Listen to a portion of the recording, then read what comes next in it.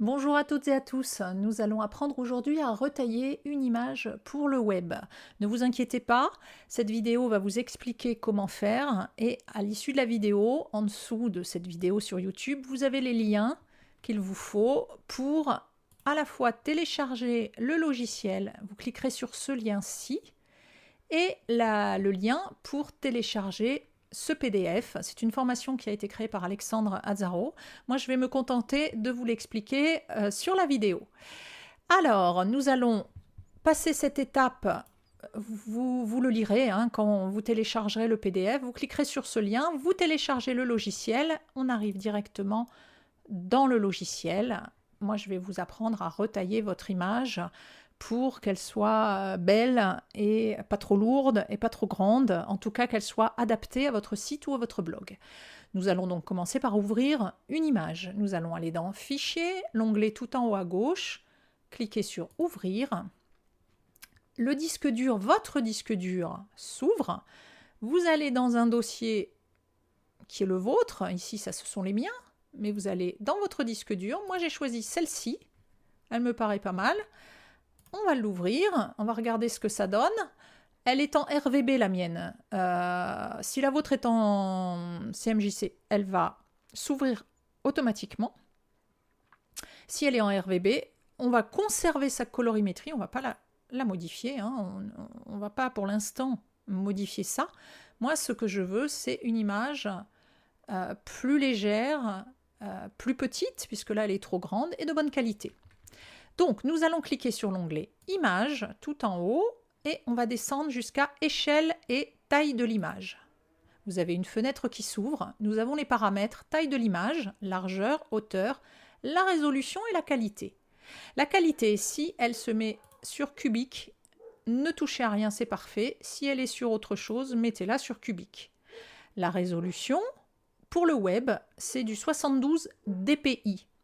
Pour l'impression, le catalogue, par exemple, avec vos photos, c'est du 300 dpi. Mais le web, on a des images d'une moins grande résolution, puisque ça ne sert à rien. Les écrans sont des écrans qui sont paramétrés différemment. Donc du 72 dpi, ça suffit. 72 dpi, c'est 72 pixels par pouce.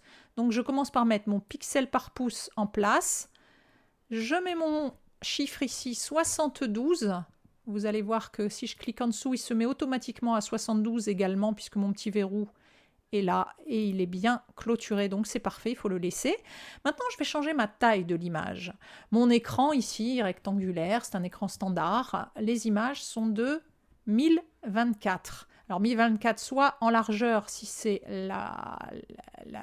le côté le plus grand de votre image, ou 1024 en hauteur si c'est la hauteur qui est la plus grande. Pour nous ici, dans mon exemple, c'est la largeur. Je mets 1024 pixels.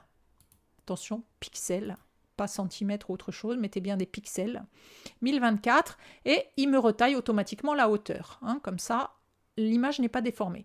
On clique sur mise à l'échelle, vous voyez, elle est plus petite, mais elle est de bonne qualité, elle est aux bonnes dimensions et à la bonne résolution.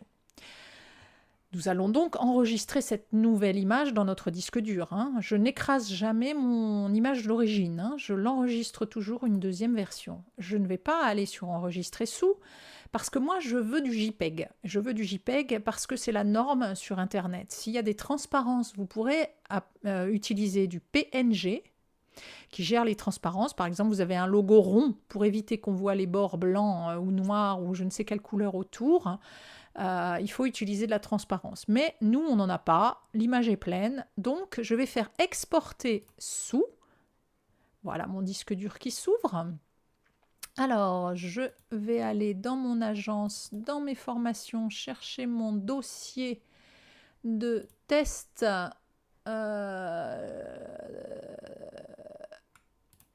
Il est là, mon dossier test, dans mes formations. Voilà, j'ai un dossier test. Donc, je vais enregistrer mon image là-dedans. Alors, évidemment, je vais changer le mot, le nom, en tout cas d'origine. Pour information, ne nommez jamais vos images avec des accents. Mettez tout ou en majuscule, c'est ce qu'il y a de mieux, parce que comme ça, on évite les accents, ou en minuscule, sans point, sans quoi que ce soit. Vous pouvez à la limite mettre un underscore, c'est-à-dire, pour ceux qui ont des claviers avec la touche 8, on peut avoir le trait qui est en dessous du 8. Voilà, par exemple, je l'appelle test underscore 01. J'ai pas d'accent, j'ai des majuscules ou des minuscules, j'ai pas de point, ni de tiret, ni de je ne sais quoi. Ce sont des normes. Si vous nommez mal vos images, les Mac risquent de ne pas les ouvrir. C'est comme ça. Je vous passe les détails techniques, mais croyez-moi, c'est plus facile en mettant des noms corrects sur vos images.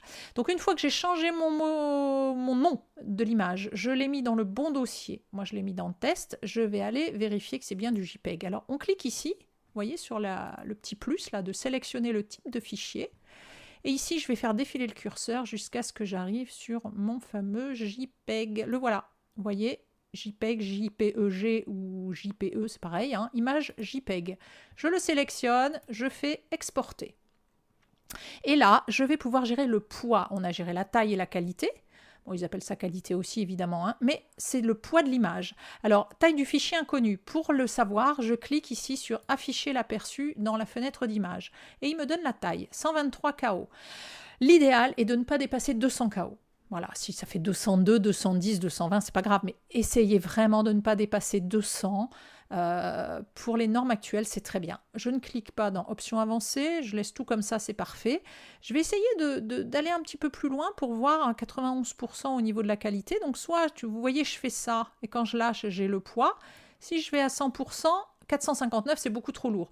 Donc je vais descendre ici jusqu'à 244, 213, 184. C'est bien, c'est en dessous de 200, c'est parfait. Je clique sur exporter. Mon image est prête. Nous allons aller vérifier. Voilà, je suis dans mon dossier. Et là, voilà. Hop, test de mon disque dur. J'ai bien mon image test underscore 01. Vous voyez les dimensions qui s'affichent. 1024 x 682 pour une taille de 187 KO. C'est parfait.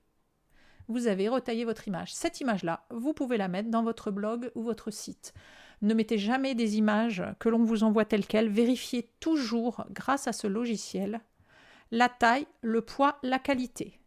Votre formation est terminée. Ça, c'est le PDF que vous allez pouvoir télécharger maintenant. Vous voyez toutes les explications, tout ce que je viens de vous expliquer est là-dedans. Si vous avez des questions, n'hésitez pas. Hein.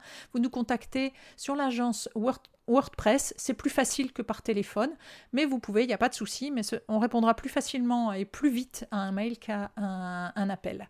Merci de votre attention. À très bientôt. Au revoir.